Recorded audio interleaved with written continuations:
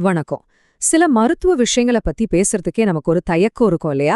ஆனா அத பத்தி தெளிவா புரிஞ்சுக்கிறது தான் எல்லாத்துக்கும் முதல் படி. அப்படிப்பட்ட ஒரு விஷயம் தான் இது.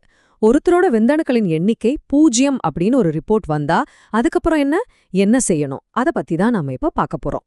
யோசிச்சு பாருங்க, இந்த ஒரு வரிய அந்த ரிப்போர்ட்ல பாக்குறப்போ அந்த ஒரு நிமிஷம் நம்ம மொத்த உலகமே தலைகீழா சுத்துற மாதிரி இருக்கும். ஒரு ஆணுக்கும் சரி, அவரோட துணைக்கும் சரி, அவங்க குடும்பத்துக்கும் சரி, அது ஒரு மிகப்பெரிய அதிர்ச்சியையும் வார்த்தையால சொல்ல முடியாத வேதனையும் கொடுக்கும். ஆனா ஒரு நிமிஷம் இந்த வரிய கொஞ்சம் கவனமா கேளுங்க. டாக்டர் பிரசாந்தோட இந்த உவமை மொத்த பிரச்சனைக்கும் ஒரு புது பார்வைய கொடுக்குது. அதாவது, இது ஒரு முற்றுப்புள்ளி கிடையாது, இது ஒரு புதிர். டெலிவரி லாரி ஏன் வரல? இதுதான் கேள்வி. ஃபேக்டரி இயங்கிட்டு தான் இருக்கு, ஆனா பொருள் ஏன் நம்ம கைக்கு வந்து சேரல? அதத்தான் நாம கண்டுபிடிக்கணும். சரி, அந்த முதல் அதிர்ச்சியிலிருந்து கொஞ்சம் வெளிய வந்து, வாங்க விஷயத்த அறிவியல் பூர்வமா புரிஞ்சுக்கலாம். முதல்ல இந்த எசோஸ்பெர்மியா அப்படிங்கிற வார்த்தைக்கு உண்மையான அர்த்தம் என்னன்னு தெரிஞ்சுக்கலாம்.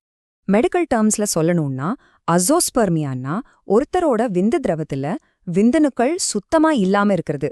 ஆனா நில்லுங்க, இது ஏதோ சாதாரண லேப் டெஸ்ட்ல பார்த்து சொல்ற விஷயம் கிடையாது. இத 100க்கு 100% உறுதிப்படுத்துறதுக்குன்னு ஒரு ஸ்பெஷல் வழிமுறை இருக்கு. அப்போ முக்கியமான ஒரு கேள்வி வருது. முதல் தடவையா பாக்குற ஒரே ஒரு ரிப்போர்ட்டை வச்சு இதுதான் ஃபைனல்னு முடிவு பண்ணிடலாமா? பதில் நிச்சயமா முடியாது. ஒரு உண்மையான நோயறிதல் அப்படிங்கிறது அதை விட ரொம்பவும் ஆழமான ஒரு விஷயம். உண்மையான டயக்னோசிஸ் எப்படி பண்றாங்கன்னு பாத்தீங்கன்னா, அதுக்கே ஒரு முறை இருக்கு. முதல்ல 2ல இருந்து 4 வாரம் கேப் விட்டு 2 தனித்தனி டெஸ்ட் பண்ணணும். ரெண்டாவதா, அந்த சாம்பிள சும்மா மைக்ரோஸ்கோப்ல பார்க்காம சென்ட்ரிஃபியூஜ்னு ஒரு மிஷின்ல போட்டு வேகமா சுத்தணும்.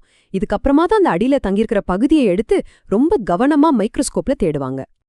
அந்த மிஷின் சுத்துற வேகம் சும்மா இல்ல, நிமிஷத்துக்கு 3000 தடவை சுழலணும். இந்த அதிவேகம் தான் ஒருவேளை அந்த திரவத்துல ஒளிஞ்சிருக்க வாய்ப்பு இருக்கிற ஒரே ஒரு விந்தழுவ கூட பிரிச்சு கீழே கொண்டு வந்து சேர்க்கும். அது மட்டும் பத்தாது, சரியா 15 நிமிஷத்துக்கு இந்த சுழற்சி நடக்கணும். பாத்தீங்களா, இந்த அளவுக்கு ஒரு துல்லியமான நுட்பமான செயல்முறைக்கு பிறகுதான் விந்தணுக்கள் உண்மையிலே இல்லன்னு உறுதியா சொல்ல முடியும். பல சமயம் சாதாரண டெஸ்ட்ல இதெல்லாம் மிஸ் ஆகிட வாய்ப்பிருக்கு. சரி, இப்போ ஒருவேளை இந்த துல்லியமான பரிசோதனைக்கு அப்புறமும் அசோஸ்பெர்மியா உறுதி செய்யப்பட்டுடுச்சுன்னு வச்சுப்போம். இப்போ நாம ரொம்ப முக்கியமான ஒரு கட்டத்துக்கு வரோம். இதுக்கு 2 முக்கிய காரணங்கள் தான் இருக்க முடியும். ஒன்னு, வழியில அடைப்பு இருக்கலாம், இல்லனா உற்பத்தி செய்யற இடத்திலேயே பிரச்சனை இருக்கலாம்.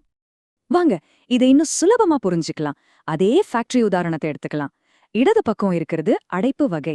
இங்க ஃபேக்டரி, அதாவது விதைகள், விந்தணுக்களை சூப்பரா உற்பத்தி பண்ணுது. ஆனா அந்த பொருளை வெளியே கொண்டு வர்ற ரோட்ல, அதாவது குழாய்கள்ல ஒரு பிளாக் இருக்கு. இப்போ வலது பக்கம் பாருங்க, இது அடைப்பற்ற வகை. இங்க ரோடெல்லாம் கிளியரா தான் இருக்கு, ஆனா ஃபேக்டரியிலேயே உற்பத்தி பாதிக்கப்பட்டிருக்கு. இந்த அடைப்புக்கு என்னென்ன காரணமா இருக்கலாம்? சில சமயம் காசநோய் மாதிரி சில நோய் தொற்றுகளால ஏற்பட்ட தழும்புகள் அந்த வழியா அடைக்கலாம். இல்லனா முன்னாடி செஞ்ச ஹெர்னியா அறுவை சிகிச்சை மாதிரி ஏதாவது ஆபரேஷன்ல பாதிப்பு ஏற்பட்டிருக்கலாம். ஒரு சிலருக்கு பிறக்கும்போதே விந்தணுக்களை கொண்டு வர்ற அந்த குழாய்கள் இல்லாம கூட இருக்கலாம். சரி, ஒருவேளை உற்பத்தி செய்யற ஃபேக்டரியில தான் பிரச்சனைனா அதுக்கு என்ன காரணமா இருக்கும்? சின்ன வயசுல வர்ற புட்டாளமை மாதிரியான வைரஸ் நோய்கள், விதைகள் சரியான இடத்துக்கு இறங்காம இருக்கிறது, நாம வாழ்ற சூழல்ல இருக்கிற சில நச்சு பொருட்கள், இல்லனா குரோமோசோம்ல ஏற்படுற மரபணு பிரச்சனைகள் கூட இந்த உற்பத்தியை பாதிக்கலாம். காரணங்களை எல்லாம் பார்த்தாச்சு. இப்போ எல்லாரும் எதிர்பார்க்கிற பகுதிக்கு வருவோம்.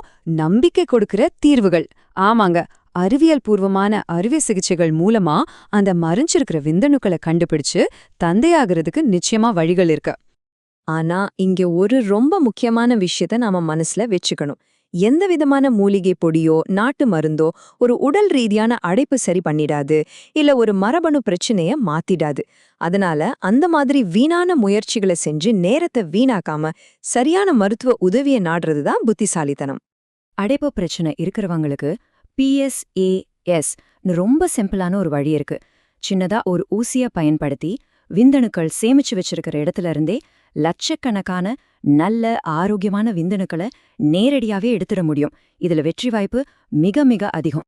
ఒకవేళ ఫ్యాక్టరీలోనే ఉత్పత్తి సమస్య ఉంటే అప్పుడు మైక్రోటీస్ అనే ఒక అధునాతన సర్జరీ ఉంది. ఇది ఒక నిపుణులైన నిధివేట లాంటిది.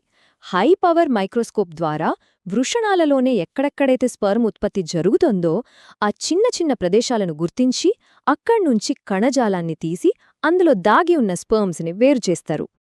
இப்படி கஷ்டப்பட்டு தேடி கண்டுபிடிச்ச ஒரு சில விந்தணுக்களை வச்சு என்ன பண்ண முடியும்னு நீங்க கேட்கலாம். அங்கதான் ICSI அப்படிங்கிற டெக்னாலஜி நமக்கு உதவுது. அந்த ஒரு சில விந்தணுக்கள்ல இருந்து ஒரே ஒரு ஆரோக்கியமான விந்தணுவை எடுத்து அதை ஒரு முட்டைக்குள்ள நேரடியா செலுத்தி வெற்றிகரமா கருத்தரிக்க வைக்க முடியும். இதுவரைக்கும் நாம பிரச்சனை என்ன, அதுக்கு தீர்வு என்னன்னு தெளிவா புரிஞ்சுக்கிட்டோம். இப்போ ரொம்ப முக்கியமா கவலையா உட்கார்ந்துருக்கிறதுல இருந்து செயலுக்கு எப்படி மாறணும்னு பார்க்கலாம். வாங்க, நீங்க எடுக்க வேண்டிய தெளிவான சக்தி வாய்ந்த அடுத்த கட்ட நடவடிக்கைகள் என்னன்னு பாப்போம்.